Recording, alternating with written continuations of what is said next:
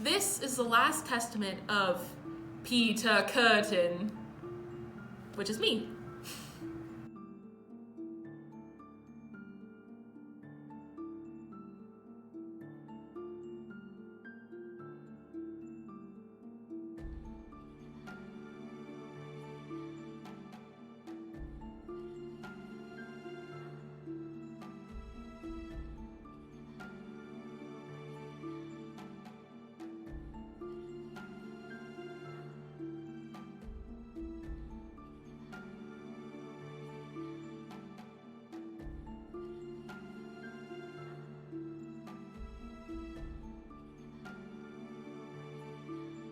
So Peter, how did you get to this point of sitting across from me, waiting to be executed?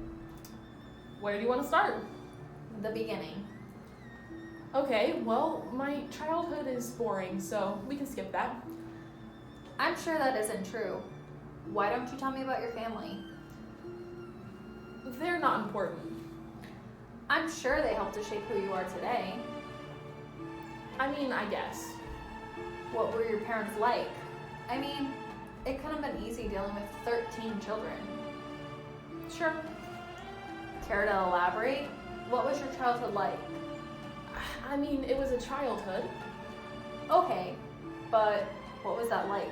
Did you have many friends? You wanted this interview. You need to talk, and it's important to understand your background and how you got to this point. I don't want to talk about them. Peter had a rough childhood.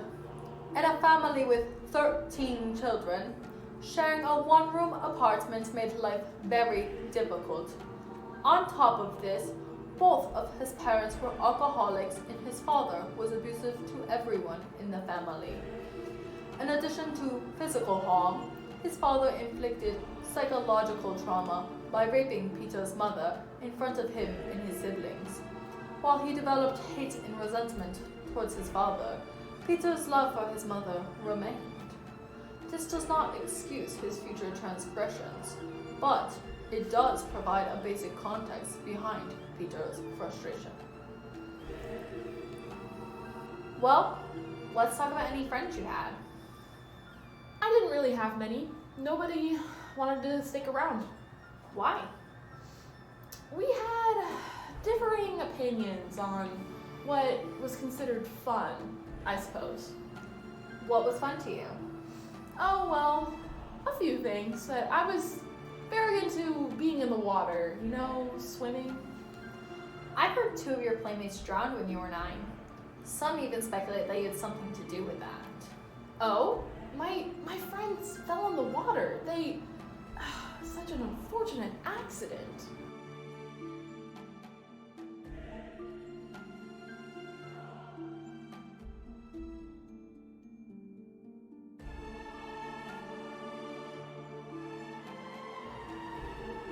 Okay, well, maybe I pushed the first one in, but the second one jumped in to save them, and before I knew it, I was holding them underwater. And I don't know what came over me, but I can't say I didn't enjoy the rush that came with holding their heads under the water. Okay. Let's talk about your neighbor. I understand he was sort of a mentor for you? I guess you could say that. He taught me many things. Could you give some examples, perhaps? He introduced me to dogs. They can be so much more than a man's best friend. They say that some people start off with animals before escalating to humans. Is that what happened here? You were practicing? Are you referring to sex or murder? Both? Either? What all did you do with animals? Oh, this and that. I started with dogs. My neighbor taught me about them, but it was short work moving on to other animals. Sex, murder, I guess you could say they're intertwined for me. Almost one and the same. Funny how that happens. With everything going on in his life, Peter was very impressionable. His neighbor introduced him to bestiality involving dogs. As time passed, Peter began having sex with other animals like sheep and goats from nearby farms. He soon escalated to stabbing and killing the animals. During one such occasion, a farmer discovered Peter stabbing one of his pigs. May I use the bathroom? Sure? Great. Guard?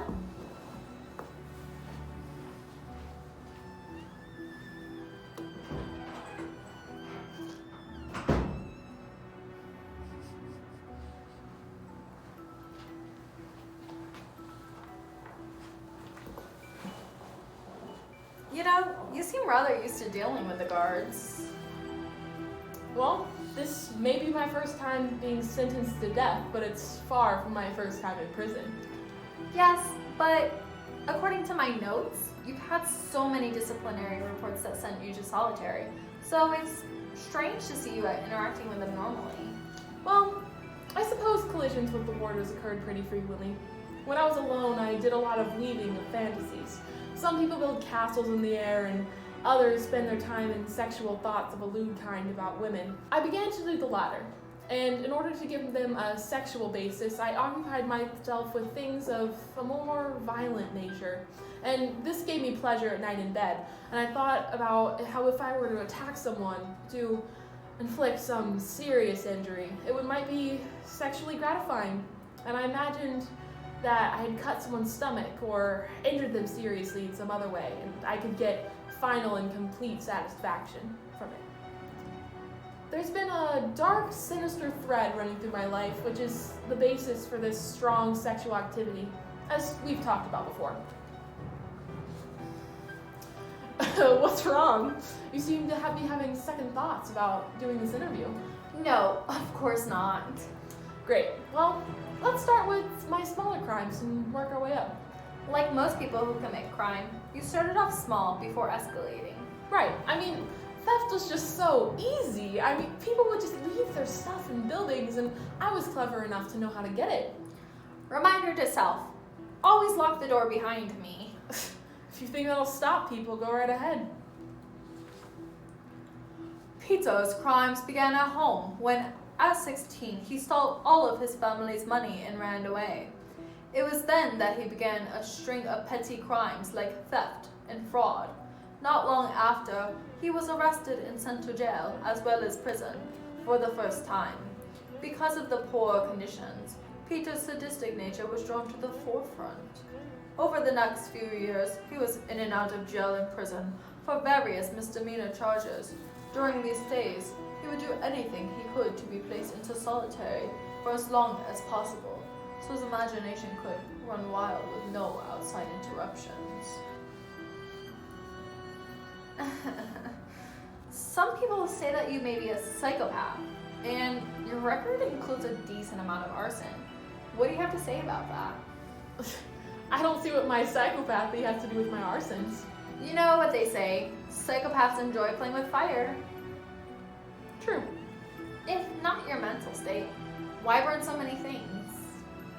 I committed my acts of arson for the same reasons as anything else. My sadistic propensity.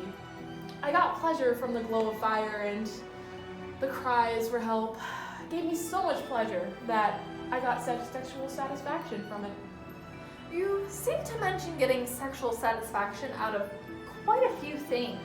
Was it the pursuit of this satisfaction that led you to desert from the army? The army didn't suit me. It clearly wasn't the murder that turned you off. Well, no, but I wanted to make my own choices without authority hovering over my shoulder with the threat of violence. The repercussions resulted in your longest stint in jail to date. Was the rage and being kept to your thoughts the driving force to the increase of murderous tendencies, or was it just the icing on the cake? Prison certainly helped me ruminate on my desires. What was wrong with your life in Altenburg with your wife after you were released? There was a sense of normalcy for once, right? After being released from his longest stint in prison, Peter engaged and married Auguste Schaff. She was a former prostitute who had been in prison for apparently killing her former fiance. Someone Peter had at one time impersonated to avoid being arrested. While they seemed to be a good match and were at first, they had their difficulties, including several instances of infidelity on Peter's part. Auguste got even, however, by having one of the women he cheated with accuse him of rape and have him imprisoned. It was fine for a while, but I wasn't satisfied. I needed to go back to Dusseldorf. You needed to commit more crimes? So you committed these crimes, did all of this murder, and even apparently drank people's blood? You were finally famous. Some even called you the vampire of Dusseldorf. How did that feel? That was a really fun portion of my life. I could almost taste the fear in the air. And the name was a great touch, really. I'm honored. And then someone else was identified as the one behind the crimes. Yeah, that was annoying. Were you upset that Strasbourg was given all of the credit? It's kind of funny to me. If the police weren't so desperate for a confession, they would have caught up to me sooner. This was not the first time someone else would be attributed to Peter's crimes. In May of 1913, Peter committed his first murder as an adult. He snuck into the house of a girl named Christine Klein, whose parents were downstairs at the time.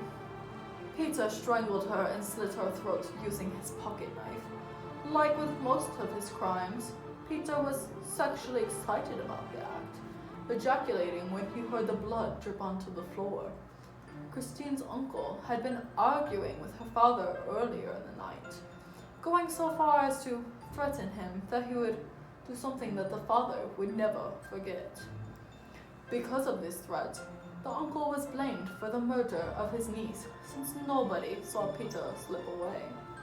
However, due to the lack of evidence, the uncle was acquitted, and Christine's murder remained unsolved for years, until Peter revealed he was the actual perpetrator, after he was taken into custody and given the death sentence.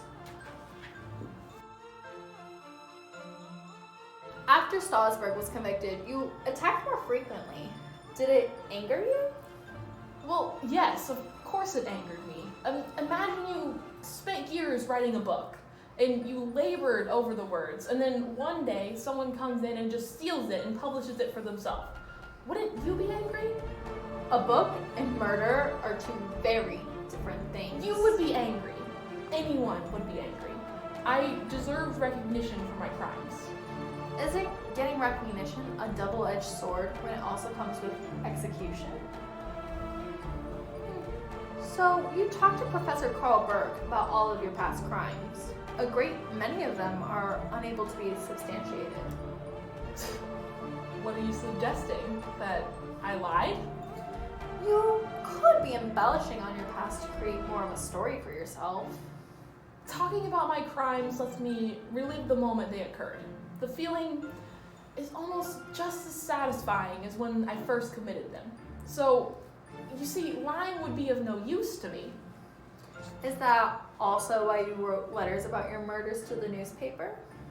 Yes, I expected that the influence and excitement they would cause would have a sexual effect on me, and I was right. I was talking to Professor Burke, and he commented on the fact you do not necessarily enjoy talking about your murders of children, especially Gertrude Alberman. She was so sweet. You defiled, mutilated, and destroyed her body. Okay, but I never tortured the children. It was my tenderheartedness. You don't seem affected by what you're saying. Do you have any regrets or remorse about any of your actions? No, I have no remorse. And as to whether the recollection of my deeds makes me feel ashamed, I will tell you, thinking back to those details is not at all unpleasant. I rather enjoy it. Do you have a conscience? No, I have none. Never have I felt any misgivings in my soul, and never did I think to myself that what I did was bad, even though human society condemns it. The blood in the blood of my victims must be on the heads of my torturers. The punishments I have suffered have destroyed all feelings that I have as a human being, and that's why I have no pity for my victims. Do you regret letting Maria Budlick live? The one time I don't kill someone. Yeah. Why didn't you? Didn't you realize she would be able to identify you? In May of 1930, around 17 years after the murder of Christine Klein, Peter made the first major mistake of his career as a serial killer. To escape the Great Depression, Maria Budlick retreated to Cologne, Germany, where Peter attempted to seduce her. She arrived at his apartment when she noticed his red flags and asked to be taken to the nearby train station. Since she did not struggle, Peter only raped her before letting her go. She did not intend to report this ordeal to the authorities, but Maria's letter to her friend had the wrong address, and the postman delivered it to the police. Maria feared pointing Peter out, even when given a clear opportunity by the police to do so. She didn't put up a fight, so I didn't think it was necessary to kill her. I didn't even think about her being able to identify me until she showed up with the police at my apartment building. I knew then that there was a real possibility that I was going to be caught. So, was that when you told your wife that you were the Dusseldorf vampire? Yes. I came up with the plan for her to turn me in so she could get the reward money. I considered running away, but that wouldn't be fair to her. You know, my lifestyle isn't exactly a prosperous one, and I just wanted her to be taken care of. So, do you feel guilty leaving your wife alone after your death? No, she'll be okay. Do you have anything else you want to say before your escorts come? Anything to add to the interview? I'm almost sad to go. Walking out those doors will feel like the end of an era. I want people to remember this. Remember me. I don't think anyone will forget the reign and terror of Peter Kürten, the vampire of Dusseldorf. It's time. All right, well, I appreciate you taking the time to meet me, and I'll say hello to the devil for you. Prosecution and defense argued for 10 days over his motives, crimes, and punishment. Ultimately, the jury declared Peter guilty of murder. His sentence included 9 separate death sentences. As Peter walked to the guillotine, onlookers held their breath waiting for this nightmare to finally be over. Nobody was sure what to expect him to say, as most people had one last thing to get off their chest before being executed. Upon laying his head down on the machine, he turned to the psychiatrist and asked the question. Tell me, after my head has been chopped off, will I still be able to hear, at least for a moment, the sound of my own blood gushing from the stump of my neck? That would be a pleasure to end all pleasures.